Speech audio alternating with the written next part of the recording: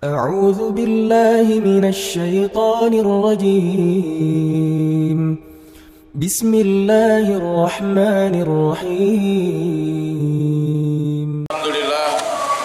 Alhamdulillah allafa baina qulubil mu'minin wajahidu bi amwalikum wa anfusikum fi sabilillah dzalikum khairul lakum in kuntum ta'lamun kafatalin nas basyira wa nadhira wa da'iyan ila Allah bi idnihi wa sirajan munira asyhadu an la ilaha illallah wahdahu la syarika lah wa asyhadu anna muhammadan abduhu wa rasuluhu la nabiyya ba'da.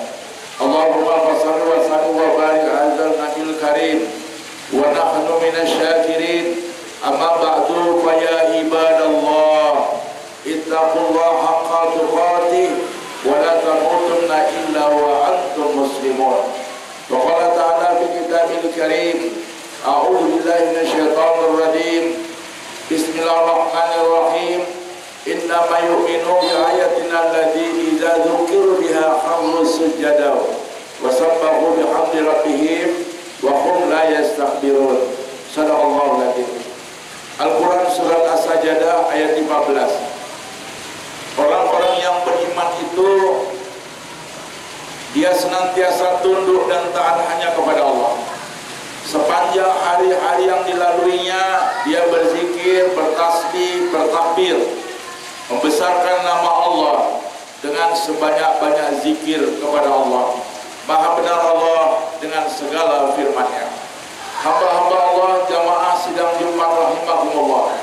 Pertama dan utama mari kita bersyukur kepada Allah Subhanahu wa taala. Karena syukur adalah sarana mengaktifkan nilai-nilai iman pada diri kita. Ali bin Abi Thalib sepanjang hayatnya usia 68 tahun berpulang ke rahmatullah. Doanya cuma satu. Ya Allah ya Rabbi, masukkan hambamu dalam kelompok orang yang sedikit yang tahu bersyukur.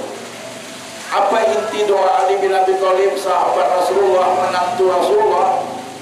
Yang pertama, orang yang bersyukur itu tak banyak jumlahnya. Dan yang kedua, kalau kita bersyukur ditambah Allah nikmat kepada kita. Sebagaimana firman Allah dalam surah Ibrahim ayat 7, la in syakartum la azidannakum wa la in kafartum inna azabi lasyadid. Kalau mau bersyukur dengan nikmat Allah ini, Allah tambah nikmat itu. Tapi kalau mau kufur, Allah ganti menjadi azab yang sangat pedih. Maka kita bersyukur kepada Allah karena potensi syukur itu adalah memanfaatkan fasilitas yang diberikan oleh Allah ke jalan Allah. Pelihara sehatmu sebelum datang sakitmu, itu fasilitas.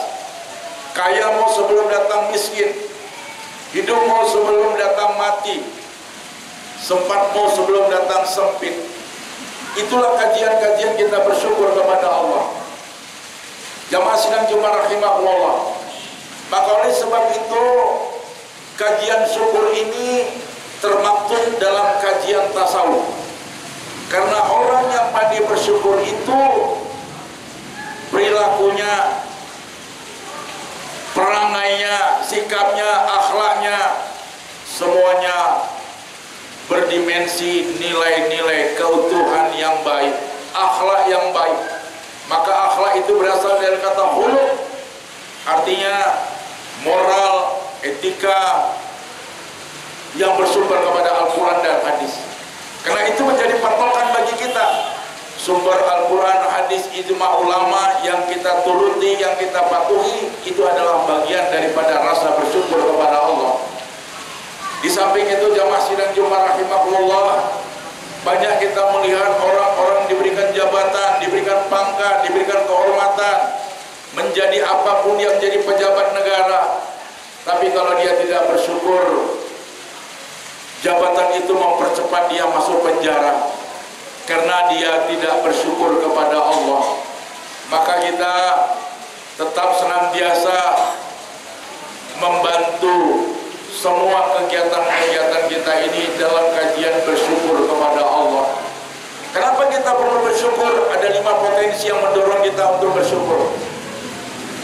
Yang pertama adalah Allah memberikan nikmat hidup hari ini kepada kita. besok, minggu depan, bulan depan kita belum tentu hidup di dunia ini. Kullu nafsin za'iqatul maut, tiap yang bernyawa pasti akan mati. Wa likulli ummatin ajal, fa idza ajaluhum la yastakhiruna sa'a wa la yastaqdimun. Kalau datang ajal manusia itu tidak dapat dirubah sesaat sedetik pun, karena ajal itu adalah keputusan hak prerogatif Allah kepada hambanya. Maka kita bersyukur kita hidup. Yang kedua, tak kalah pentingnya, Allah menganugerahkan sehat. Kita diberikan oleh Allah kesehatan. Kesehatan ini mahal sekali harganya. Ketika kita sehat, kita pelihara dengan biaya. Ketika kita tidak sehat, sakit, itu lebih besar lagi biayanya. Maka kita sehat hari ini bisa melakukan aktivitas-aktivitas.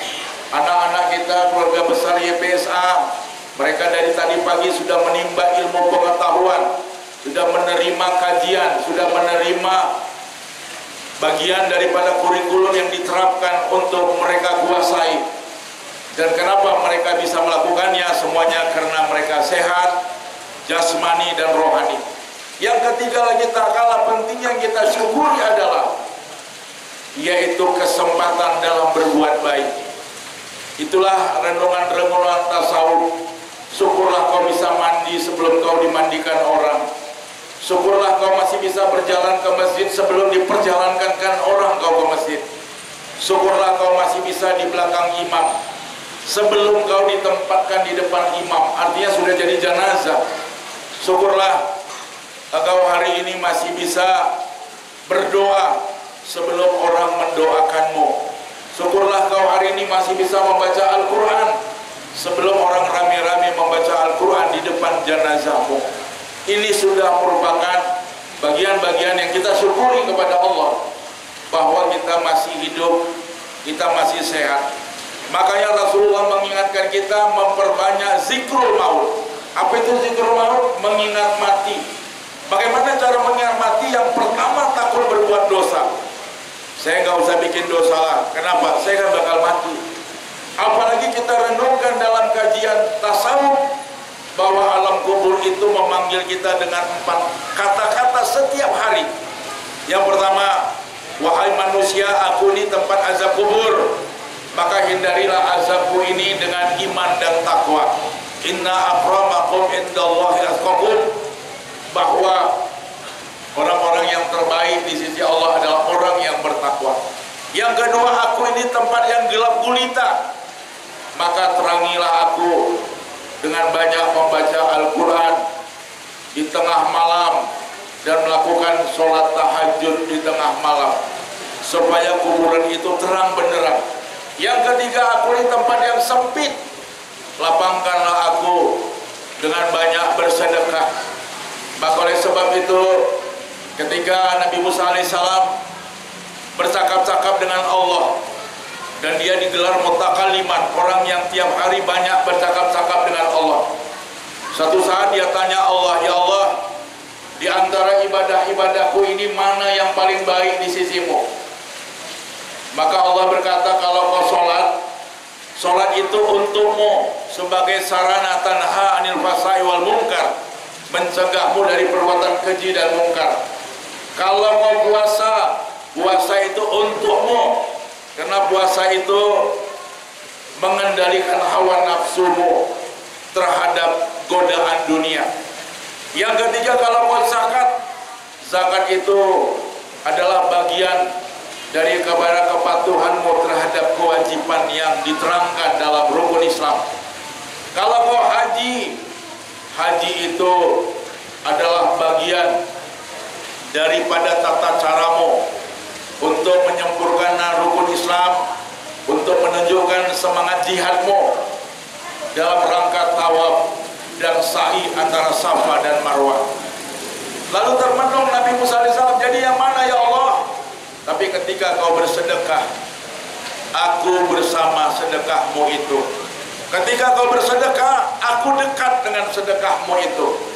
Maka oleh sebab itu, hidup kita ini jangan supermi, suka pura-pura miskin. Bahasa mandilnya manipol, bedangkik, lokek, pelit, bakhil, bakhlul, kedekut, celit. Kalau orang Surabaya membilang medit. Medit itu jangankan duitnya diminta, dakinya pun diminta, nggak akan dikasihnya. Itu sudah menunjukkan sebuah sikap yang istiqomah dengan kebakilan. Nah, kemudian daripada itu, kita hidup ini jangan supermi tapi waspada. Apa itu waspada? Walaupun sedikit tapi ada. Maka sekarang sudah menjadi tren di seluruh Indonesia, baik di Jakarta maupun di Medan. Ada namanya Jumat Barokah, di mana orang-orang yang punya duit, orang-orang yang kaya, yang punya harta, setiap hari Jumat dia memberikan Jumat Barokah dengan memberikan nasi kotak, dia memberikan makanan, dia memberikan sedekah dalam bentuk keikhlasan yang baik. Karena sedekah itu menolak bala, sedekah itu membuka lubang-lubang rezeki, sedekah itu adalah menolak penyakit, sedekah itu adalah menyuburkan harta, dan sedekah itu bagian daripada ta'abbud ilallah, kepatuhan kita kepada Allah. Dan sedekah itu kita lakukan semata-mata dorongan iman kepada Allah. Maka Rasulullah sering mengingatkan kita, kalau kau kejar dunia belum tentu dapat. Kalau dapat sedikit, kalau sedikit tidak berkah. Tapi kalau kau kejar akhirat pasti dapat. Sudah dapat banyak pula, sudah banyak berkah pula. Sudah berkah khalidina fi abada, kekal dan abadi. Itulah diingatkan Allah kepada kita di akhir surat Ad-Duha, wa bil akhiratu khairul laka minal ula, bahwa akhirat itu jauh lebih baik daripada dunia. Wa tazawwadu fa inna khairaz zadi taqwa, maka bekalilah akhiratmu dengan takwa. Wa mal hayatud dunya illa matal ghurur, ini dunia adalah tipuan belaka. Dunia ini panggung sandiwara. Dunia ini bintigeri, memalingkan kamu dari kebaikan-kebaikan akhirat.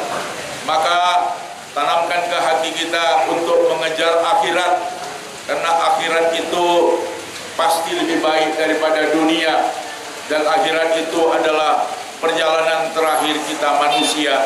Maka konsep Islam cuma satu, menjadi orang penting itu baik, tapi lebih penting lagi jadi orang baik. Yang biasa itu belum tentu baik, tapi yang baik terus saja dibiasakan sebagai jemputan memperoleh akhirat yang lebih baik. Akhirnya jemaah sekalian, sholat Jumat yang dirahmati Allah, maka mari kita berdoa kepada Allah senantiasa dalam hidup ini. Yang pertama, supaya dipeliharakan Allah iman kita.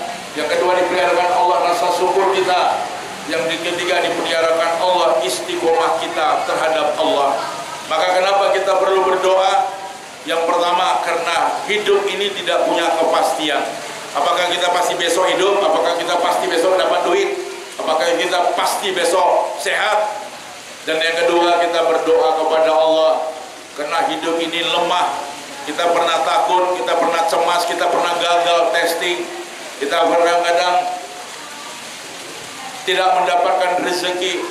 Kadang-kadang hidup ini ada rasa khawatir, cemas dan gelisah. Bahkan kadang-kadang kita bisa stres. Maka kita dalam kondisi lemah.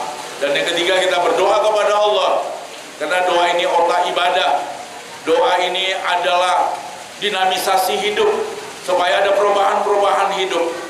Karena daging kita yang paling hebat adalah Allah. Allah lah yang kita puji dan kita puja. Allah lah tempat kita berdoa. Allah juga lah tempat kita untuk menghambakan diri kepadanya. Akhirnya jamaah sidang Jumat rahimahullah, kita berpisah dengan firman Allah dalam Al-Quran, surat At-Tin ayat 4. A'udzubillahi minasyaitonirrajim. Bismillahirrahmanirrahim. Laqad khalaqnal insana fi ahsani taqwim, summa radadnahu min asfala safilin ilal ladzina amanu wa 'amilus shalihat walahum ajrun ghairu mamnun. Sadaqallahul adzim. Manusia adalah desain yang paling indah, buatan Allah yang paling cantik di dunia ini. Tapi sayang, ada di antara mereka yang fasik, yang kafir, yang musyrik. Maka Allah campakkan mereka kepada tempat yang hina lagi dina. Kecuali orang-orang yang beriman, beramal soleh, mereka berikan oleh Allah pahala di dunia dan di akhirat, dan mereka hidup dalam lindungan rahmat karunia Allah. Maha benar Allah dengan segala firman-Nya. Barakallah, innallaha